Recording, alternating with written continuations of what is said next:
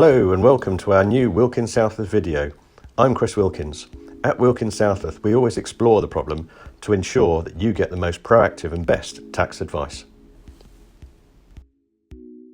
On the surface, the switch from accrual to cash basis accounting may seem fairly irrelevant.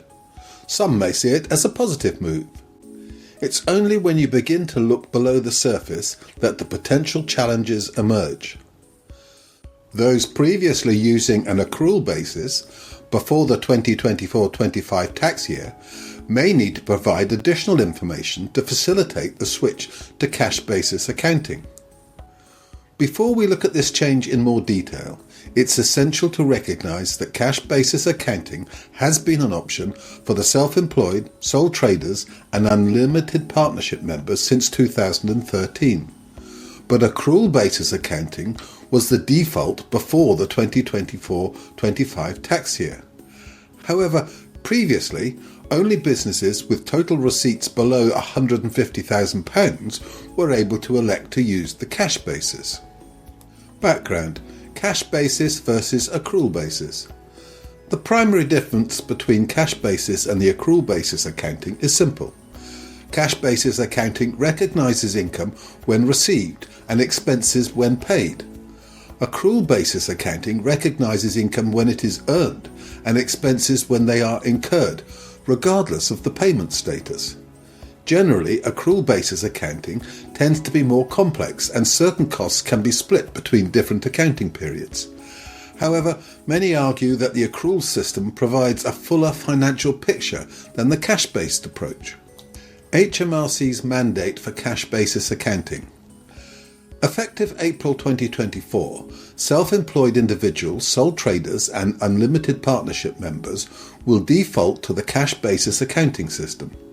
The government has also removed the previous £150,000 entry and the £300,000 exit thresholds for cash basis accounting. Aside from the fact that cash basis will be the default from the 2024-25 tax year onwards, removing the thresholds gives all unincorporated businesses the option to switch. While these are broad changes, there are several specific adjustments, such as interest deduction limit. Previously, a £500 interest deduction limit restricted the amount of interest paid that could be offset against business income.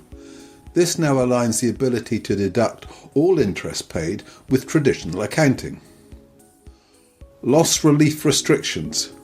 Prior to the changes, businesses using the cash basis accounting system had limited loss relief. They can now offset losses against income in the same tax year or carry them back over the previous 3 years. Flexibility for different businesses.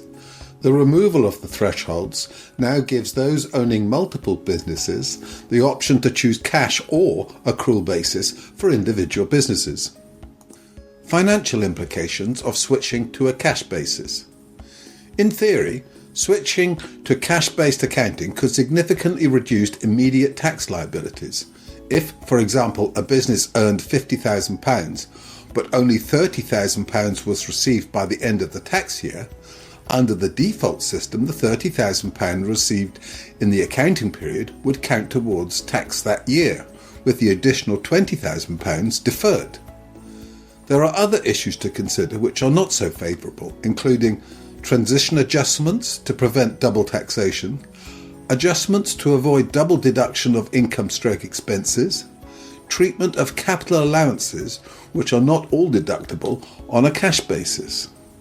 Most of these are one-off issues during the transition period, but may have a short-term impact on income, profitability, taxation and cash flow. The situation should be simpler once the switch to a cash basis has been completed. Looking at the switch on a broader basis, companies with slow payment cycles and upfront costs will benefit. Companies with prompt payment cycles but delayed costs will suffer.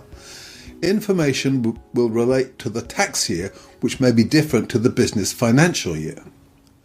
Many self-employed, sole traders and partnership members may struggle to find any potential downside to the cash basis accounting system. However, we will cover this topic later in this video. Benefits of cash basis for self-employed individuals and small businesses. As with any tax regulation, specific issues will be relevant to different types of businesses.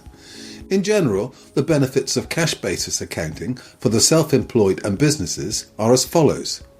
Less complex reporting. Business owners no longer need to account for unpaid invoices or accrued expenses, instead using cash in and cash out as the basis, which simplifies the reporting process. Cash flow management. In simple terms, aligning cash flow with tax payments should ensure sufficient funds are available, assisting with longer-term financial planning. Reduced administration. While not as simple as an in-out basis, cash accounting certainly reduces administration. Consequently, there is the potential to minimise accountancy expenses. Potential deductions. As we mentioned above, the ability to offset more than £500 in interest expenses after the cap was removed will reduce many businesses' tax liability. Challenges and considerations. Some companies will find it disadvantageous when it comes to cash basis accounting. These include businesses with high inventory. The cost of goods is recorded immediately rather than when the inventory is sold. Delayed payments. Where payment for goods and services delayed, this can cast the business in an unfavourable light. Significant capital expenditure. There are limits on deductibility for equipment costs when using cash basis accounting. Outside funding. Investors and financial institutions will still require accrual basis accounts before providing capital. These are a few examples of issues that may arise from different types of companies switching to cash basis accounting. However, at this point, it's important to remember that there is still the option to remain on an accrual basis, although limited companies and limited partnerships are not eligible to switch to cash basis accounting. Preparing for the switch to cash basis accounting. While there are several technical issues, as we have covered earlier, for those looking to switch from accrual basis to cash basis accounting, there are also practical issues to consider, such as reviewing existing contracts, adjusting invoicing cycles, updating cash flow software, familiarising yourself with cash basis accounting. Many of these adjustments will be one-off events, and it is also essential not to deflect from the benefits of cash basis accounting. The reduction in administrative costs, removal of turnover thresholds, and more focused time on your business should lead to enhanced turnover, profitability, and return on investment. Conclusion. At face value, the switch from accrual accounting to cash basis, which is the default from the 2024-25 tax year, may seem relatively minor and all positive. As we have summarised earlier, there are numerous issues to consider, and certain types of businesses will find it more advantageous than others. Consequently, you must take advice from your accountant to manage the switch in a structured and timely manner. While there will be situations where accrual basis accounting may be the better option, we have a team of experts who can guide you through the process for those looking to switch to the default cash basis. It's important to take action sooner rather than later. If you have any questions regarding the switch to cash basis accounting, please visit our website and leave a message. We will then get back to you as soon as possible. By the way, don't forget to subscribe to learn about other videos in this series.